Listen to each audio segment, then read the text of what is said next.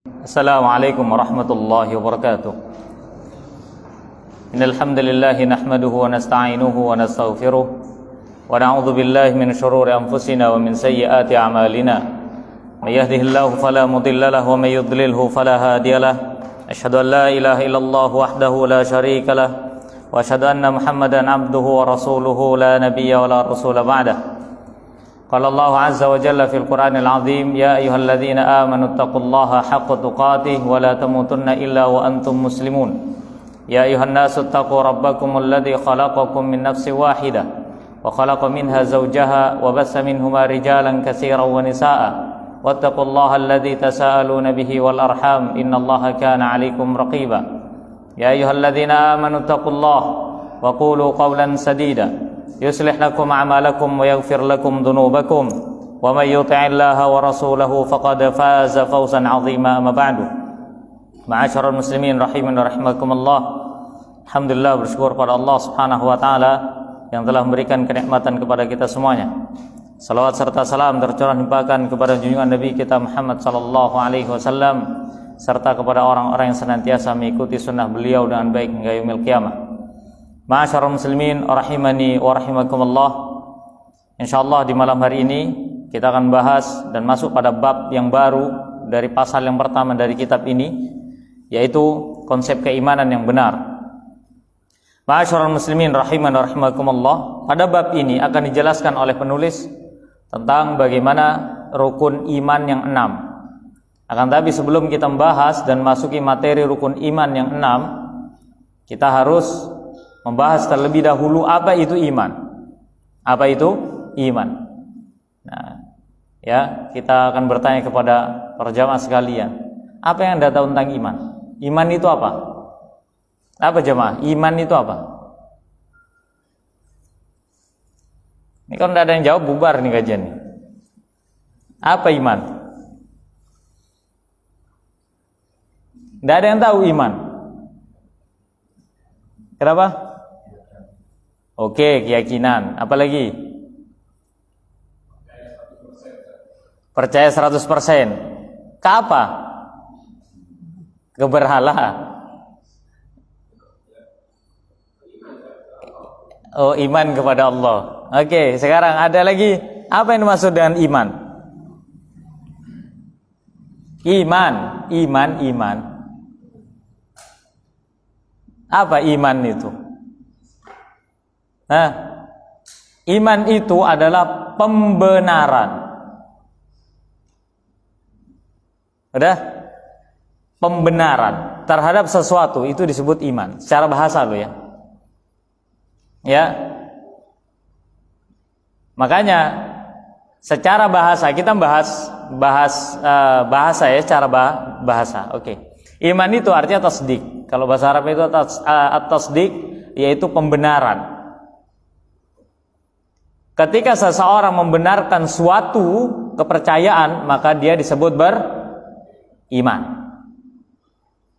Sudah?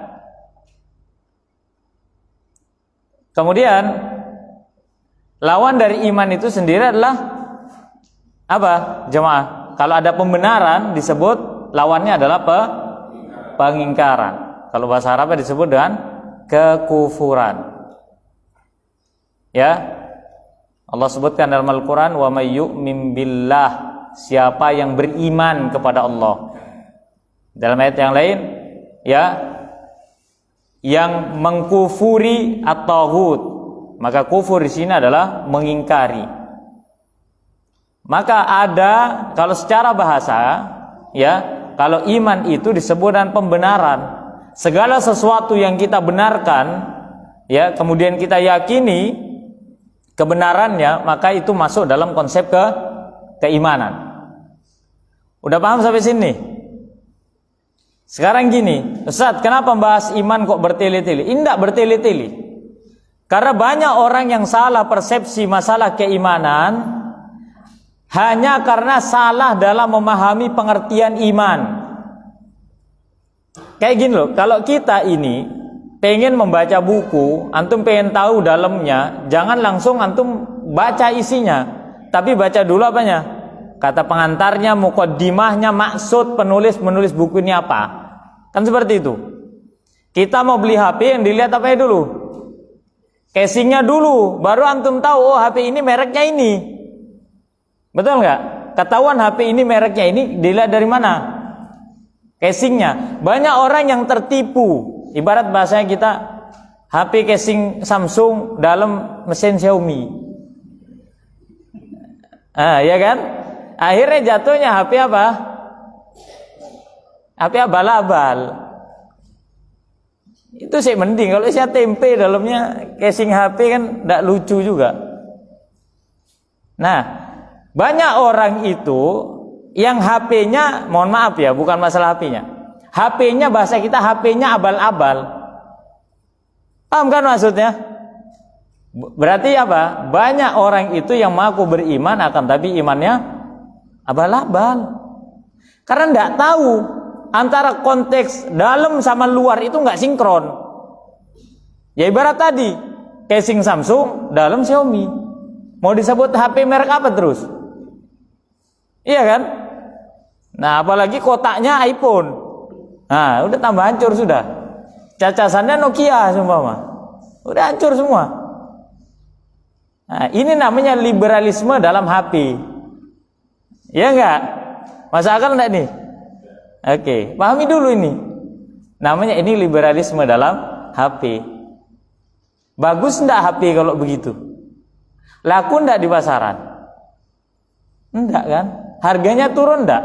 Enggak. Enggak turun.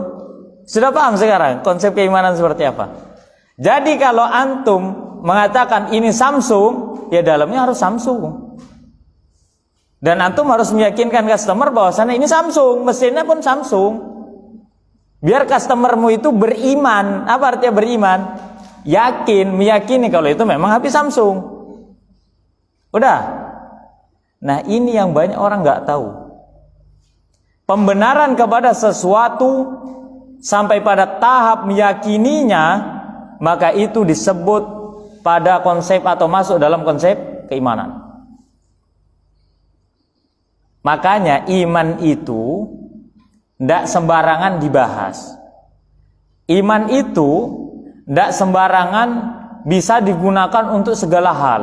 Nggak bisa. Ya, keimanan itu merupakan suatu keyakinan hati. Oleh karena para ulama mengatakan al-iman bermakna at-tasdiq, pembenaran, meyakini sesuatu secara pasti, maka itu adalah iman. Ya, ada secara istilah para ulama mengatakan al-iqraru bil janan. Iqrar, meyakini dengan hati. Wal qaulu bil lisan, mengucapkan dengan lisan. Wal amalu bil arkan, dan beramal dengan anggota badan. Itu konsep keimanan. Kemudian lagi yazidu bi ta'atir rahman, bertambah karena sebab ketaatan kepada Allah Subhanahu wa taala, wa yanqusu bi ta'ati syaitan, dan berkurang karena sebab taat kepada syaitan. Para ulama menggunakan kalimat taat kepada Allah dan taat kepada syaitan dalam konsep keimanan. Betul enggak? Kenapa kok bukan kalimat begini? Dia akan bertambah dengan taat kepada Allah, dia akan berkurang ketika dia bermaksiat kepada Allah. Kenapa tidak menggunakan kalimat itu? Kenapa kok menggunakan taat kepada Allah dan taat kepada syaitan? Kenapa jemaah? Karena siapapun yang taat kepada Allah dan ketaatan yang sepenuhnya, maka ia telah beriman kepada Allah. Dan barang siapa yang taat kepada syaitan dengan ketaatan sepenuhnya, maka ia telah beriman kepada syaitan. Udah beres sekarang? Nah. Udah paham ya sekarang ya? Kenapa kita bahas ini? Karena betapa banyak orang yang berusaha mengkoyak iman kita dengan bahasa-bahasa yang luar biasa indahnya. Ya kan? Iya. Oleh karenanya lihat bagaimana orang-orang liberal bahas begini ini enak memang, bahas manhaj itu paling enak. Kenapa? Realita hidup. Betul kan? Realita hidup. Nah, cuman memang kadang harus hati-hati sedikit. Kadang-kadang takutnya ngelos, keceplosan segala macam kan. Nah, Al-Imam Al-Auza'i rahimahullah ta'ala mengatakan, janganlah kalian tertipu dengan ucapan-ucapan orang sesat, wa in zakhraful qawla, sekalipun mereka ya menghiasi ucapan-ucapan mereka. Lihat bagaimana ya orang-orang liberal, mereka mencampur adukkan keimanan dengan yang bukan keimanan. Sehingga mereka berusaha memasukkan perkara-perkara yang bukan keimanan tersebut dimasukkan ke dalam keimanan. Caranya gimana? Memudarkan makna asal dari keimanan. Benar nggak? Seperti contoh, ngapain membela agama Allah? Ya, agama Allah tidak perlu dibela. Ana bukan mendukung aksi begini aksi begitu, enggak, haram dalam Islam. Salah dia, salah. Demonstrasi salah. Mau apapun namanya, kalau namanya demonstrasi tetap salah. Dalam syariat Islam nggak ada contohnya. Udah. Adapun orang yang mengatakan tidak perlu membela agama Allah, Allah itu menetapkan kewajiban untuk kita untuk sholat 5 waktu, menjalankan syariat Allah. Apa fungsinya? Supaya kita ini ada kebutuhan untuk kepada Allah Subhanahu wa ta'ala. Betul nggak? Allah nggak butuh sama kita. Kenapa kita menolong Allah? Karena kita butuh sama pertolongan Allah. Allah itu ingin mengajarkan kepada kita dalam kehidupan ada sebab, ada akibat. Nggak mungkin kita ditolong kecuali kita harus menolong. Oleh karena lafaz dalam Al-Quran, in tansurullah yansurkum. Apabila kalian menolong agama Allah, maka Allah pasti akan menolong agama kalian, akan menolong kalian. Wa yusabbit aqdamakum, dan akan mengokohkan kaki kalian. Dan banyak sekali cara menolong agama Allah Subhanahu wa ta'ala. Di antaranya adalah memahami keimanan itu dengan cara yang benar. Karena tahu banyak cara memahami keimanannya salah. Oke. Konsep keimanan yang pertama tadi adalah al-qaulu bil lisan, atau al-iqraru bil janan, yaitu meyakini dengan hati. Tidaklah seorang disebut beriman sekalipun terucap dari lisannya dan terlihat dari anggota tubuhnya, perbuatannya, kecuali harus dalam hatinya pun ada keyakinan bahwasanya ia beriman kepada Allah Subhanahu wa ta'ala. Jadi kalau ada orang yang dia mengatakan dia beriman, ya, kemudian apa lagi? Tindak tanduknya beriman, akan tapi hatinya tidak meyakini adanya Allah Subhanahu wa ta'ala, maka ia tidak disebut beriman.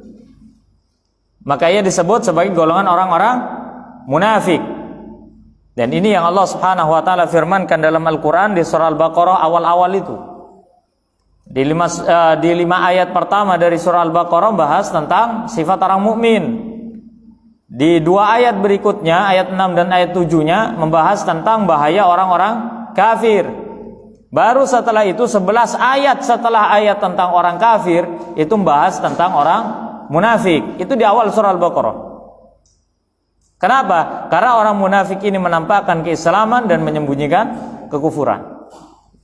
Maka seorang muslim hatinya harus benar-benar beriman kepada Allah Subhanahu wa ta'ala, dan tidak boleh ada sedikit pun dari sifat kemunafikan. Nggak boleh hatinya itu meragukan, ada rasa ragu tentang adanya Allah Subhanahu wa ta'ala contohnya, maka ini nggak boleh. Ya, ini tidak boleh. Tidak boleh meragukan Allah Subhanahu wa ta'ala dalam segala hal. Dia harus meyakini 100%. Maka itu beriman dengan hati. Kemudian konsep yang kedua, konsep keimanan yang kedua adalah mengucapkan dengan lisan. Tidak boleh seseorang mengatakan saya beriman kepada Allah dalam hatinya, akan tetapi lisannya terucap kalimat-kalimat kufur. Ini nggak boleh. Kenapa? Karena lisan merupakan cerminan dari hati seseorang. Makanya alangkah batilnya ya orang-orang liberal yang mengatakan tidak mengapa mengucapkan ucapan selamat kepada hari raya orang-orang kafir, yang penting hatinya tetap berada di atas keimanan. Ya, Gimana antum bisa beriman coba? Sedangkan lisan kita ini segampang itu untuk mengucapkan selamat kepada hari raya perayaan orang kafir. Maka ini menunjukkan lemahnya iman. Lemahnya iman. Ketika seorang mengucapkan dirinya beriman kepada Allah Subhanahu wa taala, dan Allah firmankan qulu amanna billah, katakanlah hendaknya mereka wajib mereka mengatakan ya amanna billah, kami beriman kepada Allah Subhanahu wa taala. Ketika lisan sudah mengucapkan beriman, maka tidak boleh sedikit pun ada ucapan-ucapan kekufuran, kesyirikan, kemunafikan yang muncul dari lisannya. Kenapa? Karena ketika ucapan-ucapan tersebut yang mengandung unsur kekufuran, kesyirikan terucap, maka ditakutkan akan mengganggu keimanan dalam hatinya dan membuat ia membatalkan imannya dan keluar dari Islam. Ini hati-hati. Ya, apalagi ucapan-ucapan yang sifatnya itu kesyirikan atau kufuran, jelas-jelas kufur. Ya, selamat kepada ini itu segala macam. Ya, kemudian ucapan-ucapan kekufuran, salam-salam kekufuran, makin tidak boleh. Kenapa? Karena itu mengganggu keimanan dalam hatinya. Ustaz, kalau terpaksa gimana? Ya, kalau terpaksa beda. Dan makna dari terpaksa itu adalah ketika menghilangkan apa? Kemungkinan besar menghilangkan jabatan, nyawa. Kalau ancamannya adalah nyawa baru. Ya, kalau ada orang mengatakan, "Oh, nanti takut saya kehilangan jabatan." Enggak ada alasan antum di hadapan Allah Subhanahu wa taala mengucapkan kalimat kufuran hanya karena kalau tidak mengucapkan takut kehilangan jabatan. Nah, maka ini enggak boleh dalam Islam. Ya, dahulu Ammar bin Yasir radhiyallahu taala anhu, seorang sahabat yang mulia, ketika ia disiksa di Mekah, sampai-sampai karena dia menyelamatkan agama Allah Subhanahu wa taala dan nyawanya terancam karena bapak ibunya sudah wafat, ya, maka ia mengucapkan kalimat kufuran. Setelah itu dibebaskan, ia berlari kepada Nabi sallallahu alaihi wasallam menyampaikan apa yang ia lakukan, dan ia mengharapkan Nabi sallallahu alaihi wasallam memberikan udzur. Dan Allah Subhanahu wa taala ya menurunkan ayat di dalam Al-Qur'an, adapun orang-orang yang di dalam hatinya tetap berada di atas keimanan dan mereka terpaksa untuk mengucapkan kufuran, maka mereka tetap berada di atas keimanan. Mereka tetap di atas keimanannya. Nah, kan tapi hanya lisannya saja, tidak sampai pada hatinya. Karena ia terpaksa. Taruhannya apa? Nyawa. Bukan posisi jabatan, bukan. Posisi jabatan duniawi itu bisa dicari. Sedangkan keimanan kepada Allah Subhanahu wa taala ini sangat susah untuk dicari. Ma'asyiral muslimin rahiman wa rahimakumullah. Setelah seseorang telah meyakini dengan lisannya, maka keimanan harus terwujud dengan anggota tubuhnya. Apa itu? Dengan cara melaksanakan setiap apa yang menjadi konsekuensi seorang hamba kepada Allah Subhanahu wa taala. Kita ini hamba, wis enggak usah macam-macam. Ketika Allah perintahkan untuk ibadah, ya wis ibadah. Enggak usah saya nanti dulu, enggak usah saya nanti dulu. Kadang kita ini kalau lagi susah ingat kalau kita punya Tuhan, tapi kalau lagi senang enggak. Betul kan? Kalau disuruh sholat segala macam lupa. Kalau kita ini punya Allah Subhanahu wa taala yang wajib kita sembah, kita lupa sama Allah Subhanahu wa taala yang memberikan segala-galanya. Jangankan pas mau sholat, lagi sholat aja kadang lupa kalau lagi sholat. Betul kan? Seandainya nih kepala ada layar televisi atau tayangan apa yang ada dalam isi pikiran kita, pasti tayangan macam-macam. Imam tayangan Quran, makmumnya tayangannya, macam-macam. Yang ini, yang itu, yang ini, yang itu. Ya, kenapa? Karena kita tidak bisa menggunakan anggota tubuh kita untuk mengingat Allah Subhanahu wa taala. Oleh karenanya, kenapa ya? Kalau kita bisa melihat ya, bagaimana dalam hadis-hadis disebutkan, Nabi sallallahu alaihi wasallam itu bisa mudah untuk melakukan ibadah kepada Allah Subhanahu wa taala, dan para sahabat itu gampang. Salat malam gampang, istighfar gampang, segala macam itu gampang. Kenapa? Karena mereka itu melaksanakan ibadahnya di atas iman. Dan orang kalau sudah melaksanakan ibadah di atas iman tuh nggak bisa diganggu-gugat. Hatta syaitan pun nggak bakal bisa ganggu. Masalahnya yang jadi titik masalah kita adalah kita ini beribadah tapi tidak di atas iman. Yang ada kita beribadah karena tuntutan kewajiban. Iya apa enggak? Iya, yang penting sholat selesai. Nggak ada tuh dalam sholat pengharapan kepada Allah dosa diampuni, betul nggak? Emang kita nggak mengharapkan pengampunan dosa lagi sholat? Iya apa enggak? Enggak. Kita sholat ya asal sholat. Yang penting imam ruku ya ikut ruku. Nggak ada kita memahami arti makna ayat seperti apa. Terus apalagi kita memohon ampun kepada Allah Subhanahu wa taala, berharap ketika kita berangkat sholat ini dosa kita diampuni. Enggak, kita nggak mikir ke sana. Menunjukkan apa? Kita sholat saja tidak di atas keimanan kepada Allah Subhanahu wa taala. Kita ini terkadang nggak yakin sama sholatnya. Betul apa enggak? Betul apa enggak? Apa bukti bahwasannya kita enggak yakin sama sholat kita? Apa buktinya jemaah? Atau ana balik kalimatnya. Apa bukti ya bahwasannya kita yakin dengan sholat kita? Apa buktinya? Ayo, apa bukti kalau kita ini yakin sama sholat kita? Apa buktinya jemaah? Apa bukti? Buktinya apa? Ya, buktinya anak sholat terus, ya kan kewajiban. Antum kerja terus tiap hari. Kenapa? Karena kewajiban cari nafkah, betul nggak? Coba nak kerja, potong gaji, ya kan? Iya. Coba. Apa bukti bahwasannya kita ini yakin sama sholat kita? Apa buktinya?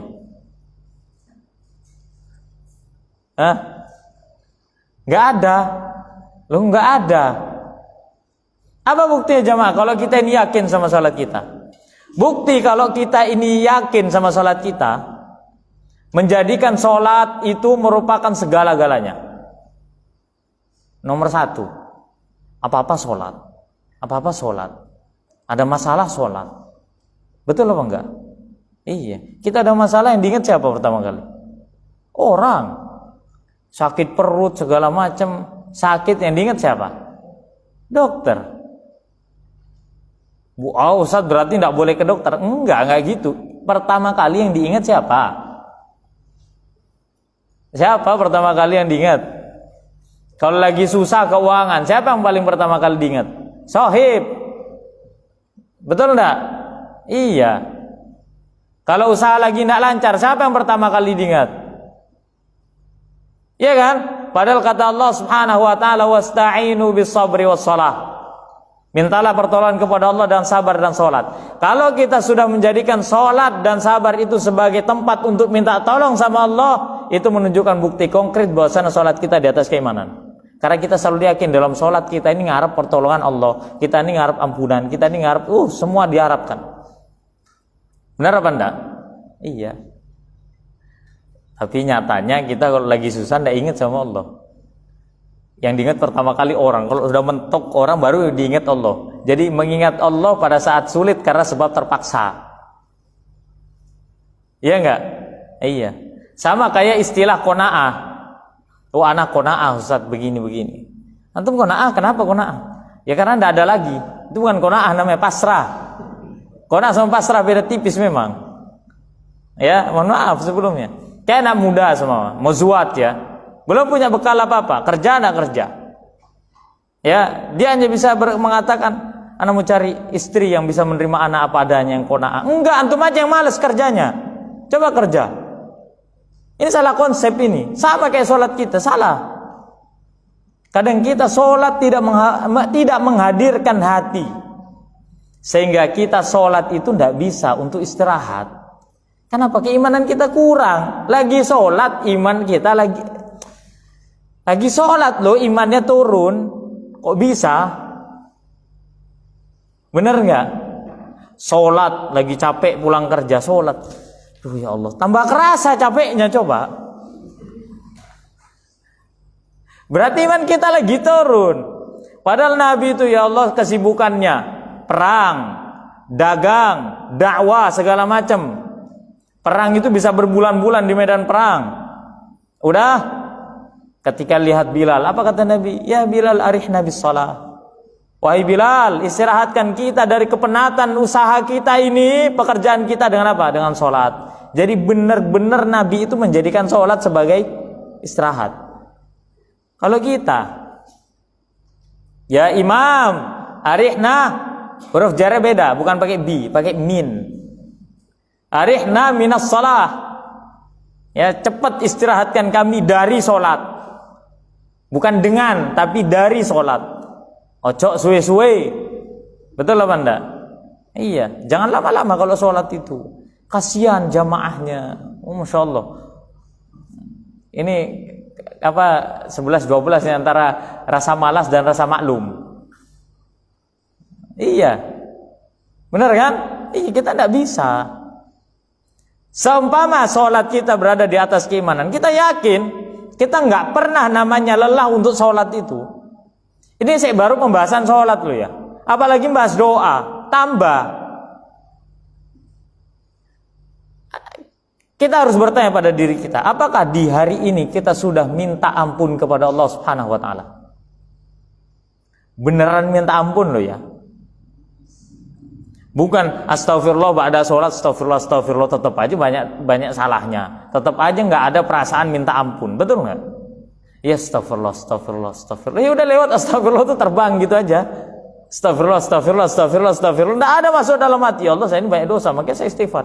Nggak gitu. Kita nggak gitu, coba. Sudah belum hari ini kita istighfar kepada Allah dengan kesungguhan hati mengakui bahwasan kita ini banyak dosa? Antum tahu Nabi SAW saja itu minta ampun dalam sebuah hadis riwayat Anas bin Malik radhiyallahu anhu. Ya, Nabi itu minta ampunan 70 sampai 100 kali. Betul-betul minta ampun 70 sampai 100 kali. Kita kalau habis sholat gimana? Berapa kali? Astagfirullah, berapa kali? 3 kali, betul nggak? Kali 5 berapa? 15 ya kurang. Ke angka 100 kurang 85 kali. Coba. Ya.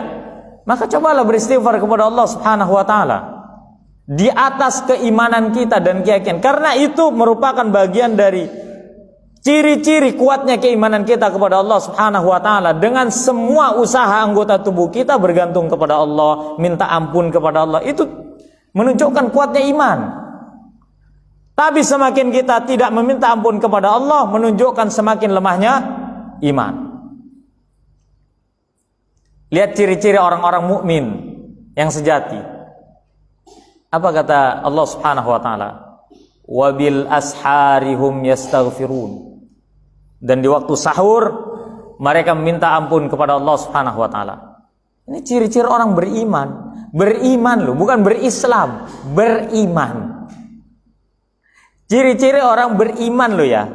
Kan kita bahas iman. Bukan sekedar berislam, tapi beriman. Apa itu? Bil ashar hum yastaghfirun. Pada waktu sahur dia meminta ampun kepada Allah Subhanahu wa taala. Apa waktu sahur? Sepertiga malam terakhir. Tambah berat enggak pembahasan kita nih seputar iman? Berat. Oleh karena ma'asyiral muslimin rahimakumullah, tadi konsep pertama iman dengan hati, iman dengan mengucapkan secara lisan, yang ketiga iman dengan anggota tubuh. Kemudian yang jangan dilupakan dalam konsep keimanan itu adalah iman itu bisa bertambah, bisa berkurang. Ketika seorang bermaksiat kepada Allah, itu imannya lagi berkurang. Apalagi kalau sampai melakukan kekufuran, bukan lagi berkurang, bisa jadi iman itu hilang. Apalagi kalau keyakinannya itu aneh-aneh, meyakini sesuatu yang memang hukum asalnya tidak bisa ngasih apa-apa. Jimat, apalagi pengasihan, penglaris, segala macam. Apalagi contohnya? Banyak. Terlalu banyak kayaknya di Indonesia, sampai bingung kan nyebutnya. Banyak. Perdukunan syar'i. Perdukunan syariah, betul nggak? Iya. Lah ruqyah aja sekarang itu, ruqyah aja banyak bid'ahnya dalam ruqyah itu. Betul nggak? Loh, antum kira ruqyah itu nggak ada unsur kesyirikannya?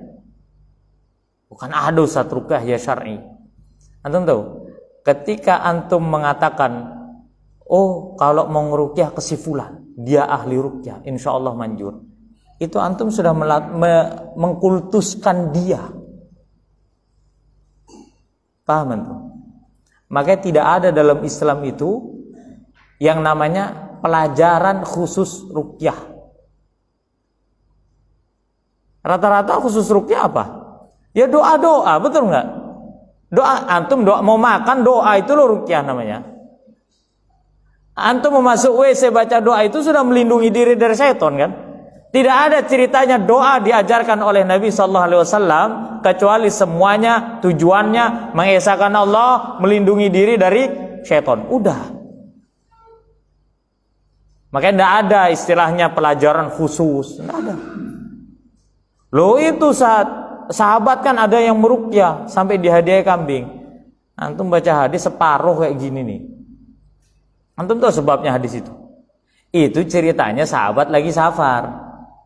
Pas lewat suatu kaum, ada kepala sukunya yang tersengat oleh kalajengking. Ada sahabat yang ingat untuk baca Al-Fatihah, dibaca Al-Fatihah sembuh, dikasih hadiah kambing. Betul nggak? Dia menggunakan Al-Fatihah yang diajarkan oleh Nabi untuk menyembuhkan penyakit dan izin Allah Subhanahu wa taala. Dan ingat, antum tahu sebab musababnya Nabi mengajarkan itu. Nabi mengajarkan doa-doa itu bukan pas lagi pengajian, lagi jalan. Ketika kalian melewati jalan sempit seperti ini, jalan sepi seperti ini, yang menurut kalian gini menakutkan, baca doa. Apa doanya? Nggak tahu. A'udzu bikalimatillahi tammati min syarri ma khalaq. Lagi jalan. Nggak ada, makanya nggak ada. Oleh karenanya anak pribadi kurang setuju. Jangan yang namanya begini, ruqyah begini, ruqyah masal orang sehat di ruqyahnya. Antum kurang kerjaan gitu. Setiap orang pasti ada syaitan. Yang meruqyah aja pasti ada syaitannya. Betul nggak? Iya. Antum menghilangin syaitan seperti apa? Makanya menghilangkan syaitan itu bukan tugas antum. Menghilangkan syaitan dari orang lain itu bukan tugas antum, tugas masing-masing. Kok antum ribut sih sama syaitannya orang? Loh, salah satu di antara godaan syaitan kepada peruqyah itu adalah dia merasa mampu untuk mengeluarkan syaitan dari tubuh orang. Itu talbis iblis. Dan itu yang seharusnya dia ruqyah dulu hatinya. Kalau mau menggunakan bahasa ruqyah.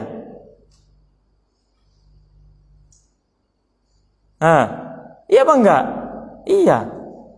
Makanya kalau mungkin di antara jenengan, di antara kita, wah enggak setuju dengan pernyataan Ustaz. Ya enggak apa-apa. Ana juga enggak setuju sama pernyataan seperti itu. Nah, seperti itu. Kenapa? Karena terkadang hal-hal yang awalnya syar'i bisa menjadi syirik. Karena apa? Karena ucapan, karena anggapan. Ini syirik. Antum jangankan zaman sekarang. Zaman Abu Bakar As-Siddiq radhiyallahu anhu, zaman Nabi lu. Khalid bin Walid itu dijuluki Saifullah, betul nggak? Juluki Saifullah, apa Saifullah? Pedangnya Allah yang terhunus. Pada saat Abu Bakar naik sebagai khalifah, dia mengangkat panglima tertingginya adalah Khalid. Pada saat mau perang, Khalid itu kan dalam sejarah dia nggak pernah kalah. Nggak pernah kalah. Mau pada saat dia kafir, pada saat dia masuk Islam, nggak pernah dia kalah. Khalid bin Walid ini satu pun tidak pernah seumur hidupnya, menang terus. Nah, pada saat Abu Bakar memberangkatkan Khalid, Umar itu sudah membaca arah pikirannya jamaah ini kemana nih, dibaca sama Umar. Sudah kebaca, maka istimewanya Umar itu dapat ilham, dibaca. Terus ngasih masukan ke Abu Bakar Siddiq radhiyallahu anhu. Abu Bakar, Khalifah, apakah engkau nggak salah angkat Khalid? Karena takutnya kalau Khalid diangkat jadi panglima ini bukan masalah sama Khalidnya, masalah sama masyarakat nih. Masyarakat nanti akan menganggap Khalid begini, wah Khalid hebat, Khalid begini. Kapan kita mau menang kalau seumpama masyarakatnya menganggap yang hebat itu Khalid? Tapi Abu Bakar kekeh. Dia mengatakan, aku tidak akan menyarungkan pedang Allah yang sudah terhunus sebagaimana sabda dari Nabi SAW. Betul, menang enggak? Menang. Zaman Abu Bakar lawan orang murtad, lawan orang ini semuanya menang.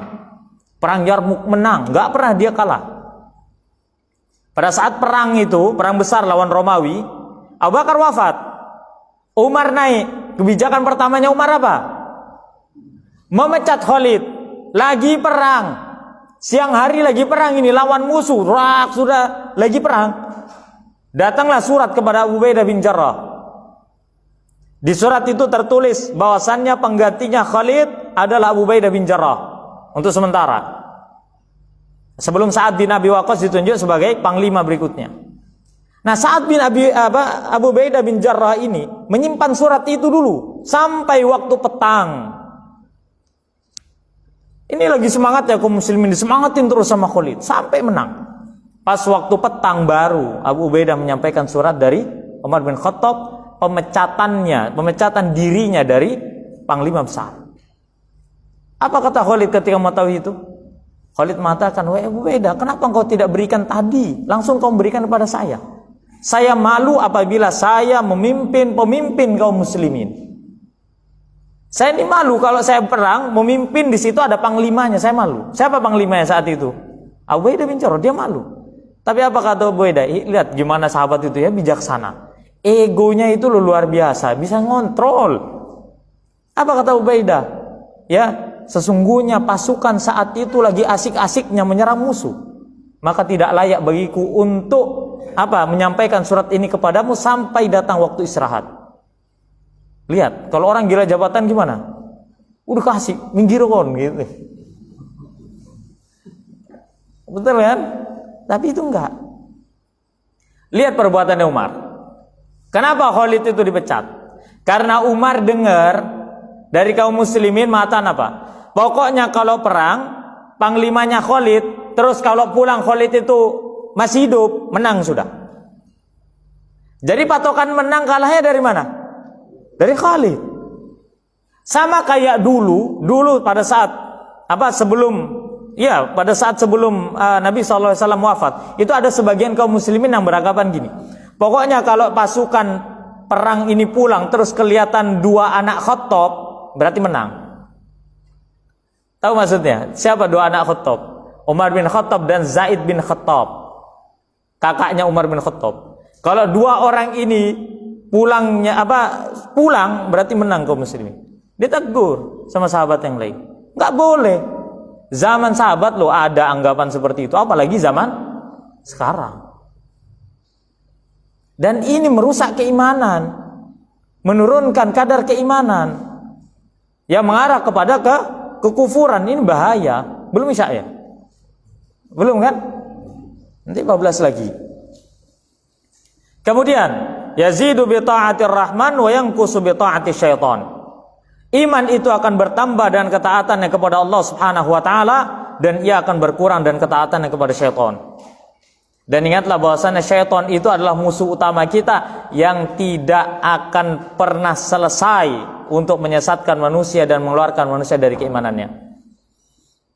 Antum jangan kira masa jahiliyah selesai terus muncul Nabi SAW, kemudian perbuatan jahiliyah itu hilang. Enggak, buktinya di tempat kita masih banyak perbuatan jahiliyah. Betul enggak? Mengagungkan, mengkultuskan sosok-sosok tertentu, lebih memilih kemaksiatan kepada Allah Subhanahu wa taala daripada ketaatan. Maka ini sudah menunjukkan kelemahan iman. Dan ini harus dipahami. Jadi iman bisa bertambah, bisa berkurang. Oke, karena ada penyimpangan dalam satu kelompok yang menyatakan begini. Iman itu seperti penyimpangan dalam konsep keimanan itu seperti orang Khawarij. Orang Khawarij ini dia mengatakan bahwasannya orang yang beriman kepada Allah kemudian ia bermaksiat, maka imannya langsung hilang. Bukan yang kusu lagi, bukan berkurang, hilang total, auto kafir. Kalau bahasanya itu langsung kafir. Jadi kalau dia melakukan perbuatan maksiat langsung kafir. Kenapa? Karena menurut dia perbuatan maksiat itu dapat menghilangkan, bukan apa? Mengurangi, tapi menghilangkan. Padahal Nabi sallallahu alaihi wasallam mengatakan tidaklah ada seorang mukmin berzina, ya, la yazni zani illa wa huwa mu'min. Ya, tidaklah ada seorang mukmin berzina kemudian ia lagi berzina kecuali ia tetap dalam keimanannya. Apa maknanya? Imannya tetap ada akan tetapi berkurang. Jadi nggak bisa orang berzina langsung ditetapkan kafir, nggak boleh. Loh, Ustaz, kalau begitu nanti takutnya jatuh kepada keyakinan yang berikutnya. Apa itu? Bahwasannya perbuatan maksiat tidak mempengaruhi keimanan. Hadisnya satu, memahaminya salah. Yang satu mengatakan, oh ini harusnya batal keislamannya karena sebab dia melakukan maksiat, batal keimanan. Yang satunya apa? Enggak batal keislamannya, sekufur apapun dia, yang penting tetap beriman. Nah, ini baru disebut Islam KTP. KTP-nya tetap, ya kan? Tapi kufurnya jalan. Nah, hal-hal seperti ini merupakan keyakinan yang sesat, yang tidak ada sumbernya dari Al-Quran dan Sunnah. Keyakinan seperti ini tidak ada zaman Nabi SAW. Karena sahabat mengatakan apa? Sahabat semua di antara keyakinan Ahlussunnah wal Jamaah seperti Al-Imam Abu Hatim Ar-Razi, ya, beliau bukan Ar-Razi sekarang. Antum jangan salah, Abu Hatim. Ya, Abu Hatim Ar-Razi. Dua ulama nama akhirnya namanya Ar-Razi, disebut Ar-Raziyaini, Ar-Raziyani, bukan yang sekarang. Yang sekarang kacau. Kan sampai mana tadi? Abu Hatim Ar-Razi mengatakan iman itu qaulun wa amal, perkataan dan ucapan. Yazidu wa yanqus, bertambah dan berkurang. Jadi bisa bertambah, bisa berkurang. Kapan iman itu disebut hilang? Ketika dia benar-benar meyakini keyakinan selain kepada Allah Subhanahu wa taala. Dia meyakini ada agama yang terbaik selain agama Islam. Dia meyakini bahwasannya syariat Allah itu tidak lagi relevan, tidak lagi pantas untuk dipraktekkan sekarang. Nah, ini kekufuran kepada Allah Subhanahu wa taala. Ya, gimana? Sudah Isya ya? Baik, Isya dulu, adzan Isya kemudian kita lanjut berikutnya. Wallahu alam bishawab.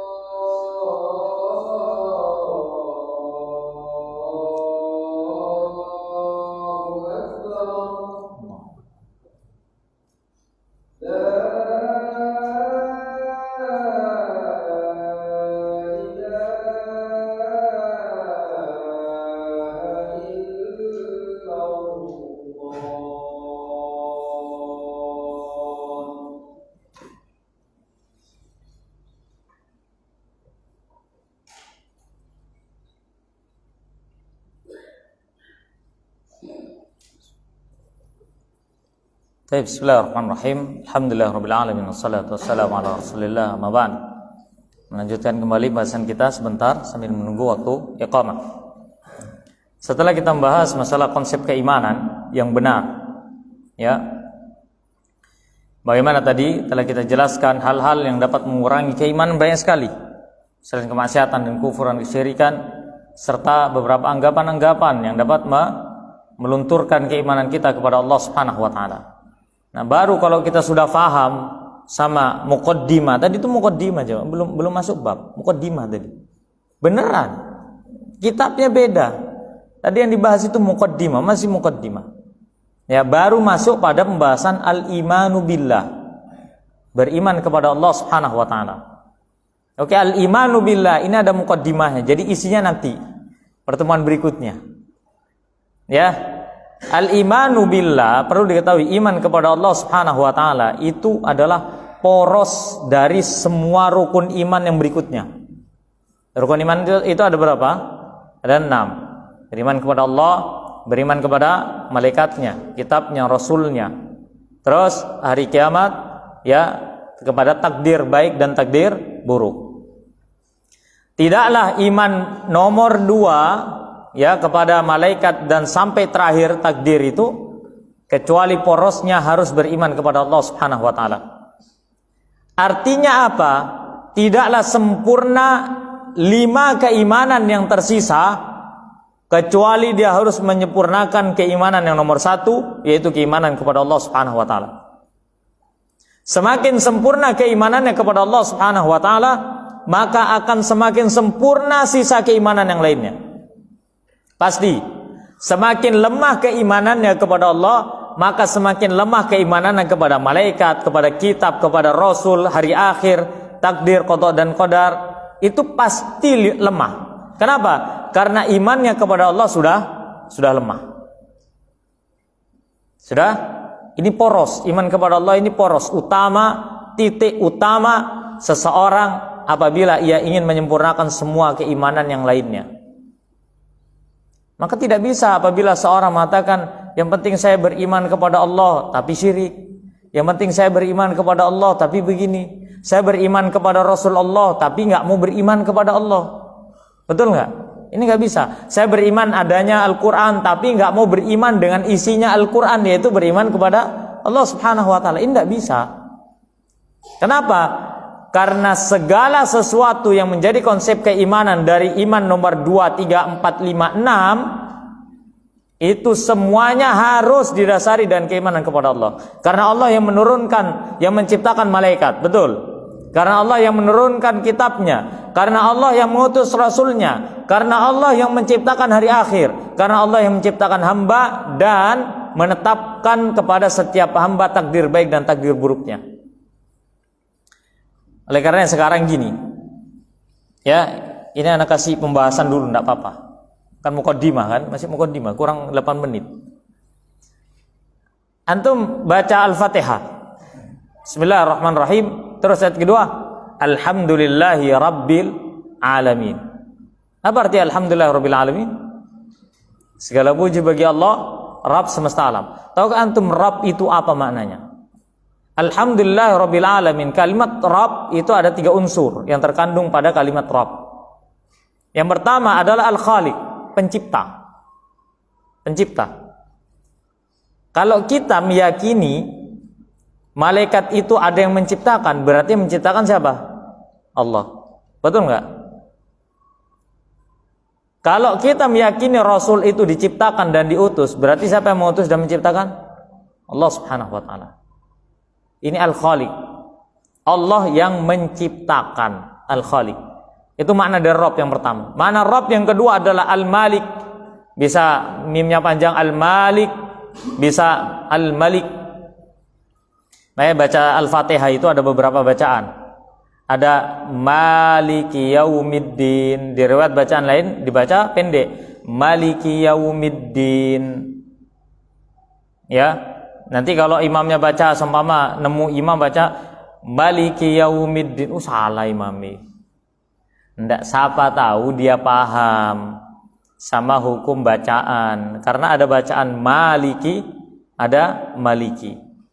Nah, kita ini kadang, ya itulah interaksi kita sama Al-Quran jauh masihan. Jadi kadang dengar-dengar yang begitu-begitu aneh. Loh ada loh bacaan itu yang ghairil maghdubi alaihim waladdallin, itu ada. Ihdinas siratal mustaqim siratal ladzina an'amta alaihim ghairil maghdubi alaihim waladdallin. Pasti antum mau ustaz ini guyonan. Loh enggak. Bacaan itu ada 7 qiraatus sab'ah, 7 bacaan. Dan itu ada sanadnya sampai ke sahabat-sahabat Nabi SAW. Dari 7 itu berkembang jadi 10. Dialeknya itu beda-beda. Yang kita baca selama ini, wadduha, sabbihisma rabbikal a'la, wasyamsi wadduhaha, dan lafaz-lafaz seperti itu dengan menggunakan riwayat Hafiz dari Asim sampai kepada sahabat Nabi SAW. Itu 1. Kalau ada orang ingin mengambil sanad bacaan Hafiz, itu harus hafal 30 juz, baru kemudian nanti ada ujiannya. Baru kasih sanad bacaan Hafiz, bacaan Hafiz. Ya bacaan Hafiz yang kita tiap hari itu Hafiz namanya. Baru tahu kan, ini riwayat-riwayat Hafiz. Ada riwayat Qalun, ada riwayat Ibnu Katsir, ada riwayat-riwayat Warash, segala macam itu ada. Karena kita yang nggak tahu jadi aneh. Oke, kembali lagi kepada Rabb. Rabb itu bermakna Al-Malik. Al-Malik itu artinya pengatur, penguasa. Penguasa yang menguasai alam semesta, dialah Allah Subhanahu wa taala, dan itu makna dari Rabb. Kemudian yang ketiga baru Al-Mudabbir. Al-Mudabbir itu artinya mengatur segala-galanya. Ya, Allah itu yang berhak untuk ngatur alam semesta. Allah yang ngatur. Allah yang menetapkan takdir, ya Allah yang menetapkan. Makanya kalau kita baca Al-Fatihah Alhamdulillahirabbil alamin, itu harus kita resapi bahwasannya dialah Allah yang menciptakan, yang menguasai, dan dialah Allah yang mengatur hamba dan alam semesta semuanya. Oleh karenanya, itulah konsep utama ketika seorang beriman kepada Allah Subhanahu wa taala. Tidak sekedar meyakini bahwasannya Allah itu ada, akan tapi dia juga harus meyakini bahwasannya Allah itu memiliki sifat Rabb, yaitu menciptakan, menguasai, dan mengatur alam semesta. Karena sebenarnya Allah itu kan punya berapa sifat? 99. Kata Nabi sallallahu alaihi wasallam, "Inna lillahi tis'atan wa tis'ina isman."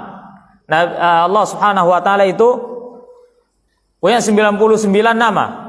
Mi'ah illa wahidah, 100 kurang 1. Lihat, Nabi menggunakan kalimat itu supaya umat itu paham gitu loh. Allah itu punya 99 nama, ya. Kurang paham kalau 99. 100 dikurangi 1 berapa? 99. Kayak digituin loh. Lah gitu kok masih ada aja orang yang menetapkan sifat-sifat Allah selain yang 99 nama. Berarti dia tidak paham sama hitungan matematika ala Nabi. Oh, Allah sudah dikasih tahu punya 99. Saya tidak paham 99. 100 kurangi 1. Nah, baru kata Nabi mengatakan faman ahsaha dakhalal jannah. Siapa yang menghafal, mengamalkan, ya, memahami nama-nama tersebut, dia masuk surga. Allah itu punya 99 nama. Dan semua 99 nama itu terkandung pada 3 unsur nama. Bukan berarti menyempitkan. Unsur yang paling luas itu adalah Al-Khaliq, Al-Malik, Al-Mudabbir. Pencipta, kemudian apa lagi? Penguasa, kemudian yang mengatur. Ar-Razzaq, nama Allah masuk pada bab mengatur kan, mengatur rezeki, betul nggak? Ar-Rahman dan Rahim, yang mengatur rasa cintanya. Betul kan? Kemuliaannya segala macam itu masuk dalam bab Al-Mudabbir. Bukan berarti menyempitkan nama-nama Allah Subhanahu wa taala. Enggak, Allah punya 99 nama. Nah, kan tapi ada 3 nama yang paling umum, yaitu yang mencakup segalanya, yaitu Al-Khaliq, Al-Malik, dan Al-Mudabbir. Ini belum masuk al-iman bi uluhiyah, al-uluhiyah war rububiyah, langsung asma wa sifat antum ini. Jadinya. Ya.